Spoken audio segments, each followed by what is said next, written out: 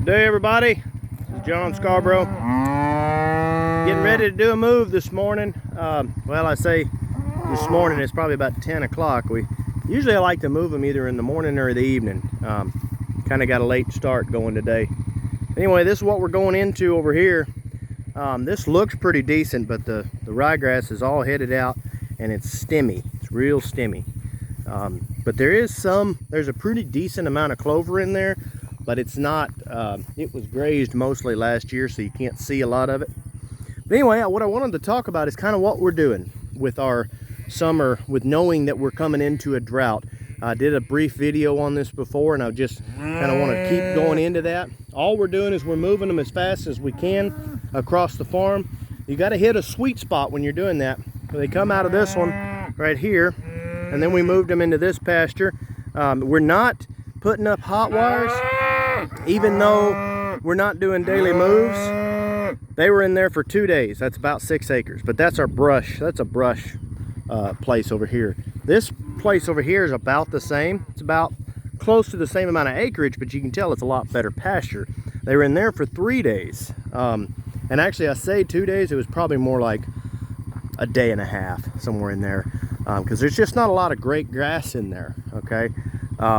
But anyway, so we're going to move them out of there, and then we're going to move them into this pasture. We're probably going to go ahead and set this pasture up with one wire, split it in half, just because when you get it, even when you're moving them fast, I find if you go too big, you can go too big, and they won't move when you want them to move, okay?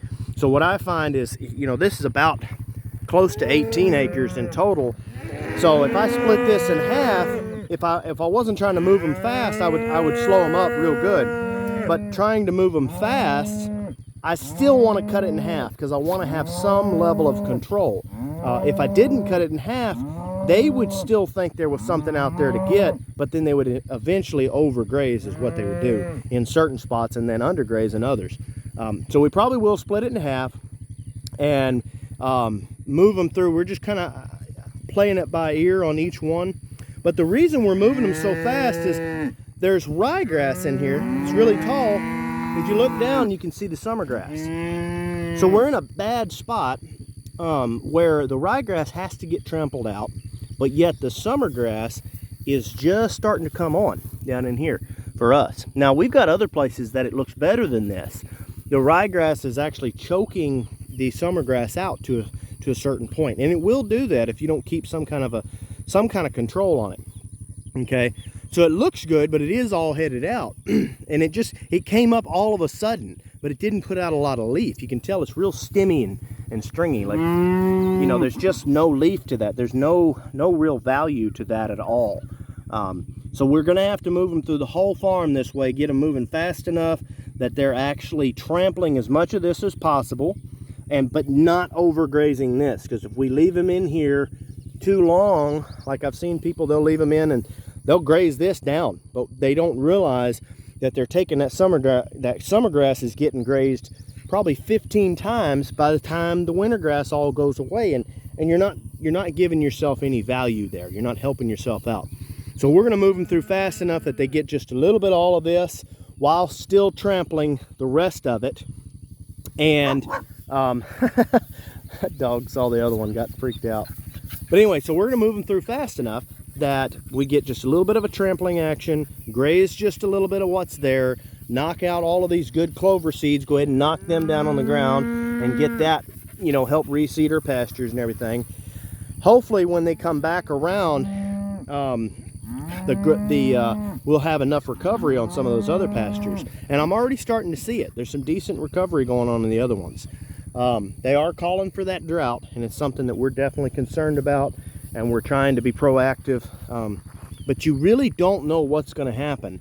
So you have to just kind of play each day, each week, based on how it looks. You know, if right now everything's growing decent, you know, it doesn't mean it's going to keep growing decent. So I've got to just play out each week as best I can. But then at the same time, I've been proactive to a certain degree where I've actually downsized my herd, knowing that it's very possible we could end up with a drought. So I'm trying to prepare for that. But I have noticed that there is a sweet spot, because I have undergrazed. What I mean is I've understocked my pastures before, and even that doesn't seem to be a good thing. So there is kind of a sweet spot. I think if I had one cow over the course of 100 acres, I don't think it would end up being good for it, because pastures, grass, it's like it needs to be grazed. It reacts better when it's being grazed. So anyway, there is a fine balance there, and it's something you got to kind of play with and stay in tune with. But anyway, guys, as always, don't forget to like and subscribe. We're getting ready to move these girls. Actually, I think I'll go ahead and just open the gate. This gate I can actually handle. Some of those gates I can't handle by myself and still film.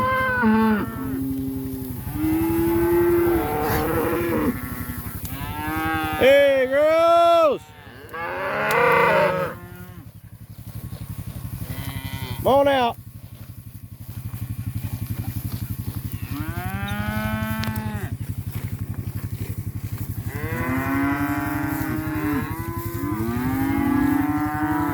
Flies are starting to pick up. That's another reason for moving faster as your summer's coming on, because it helps keep the flies from being so bad. I'm noticing a few of them still got some messed up tails.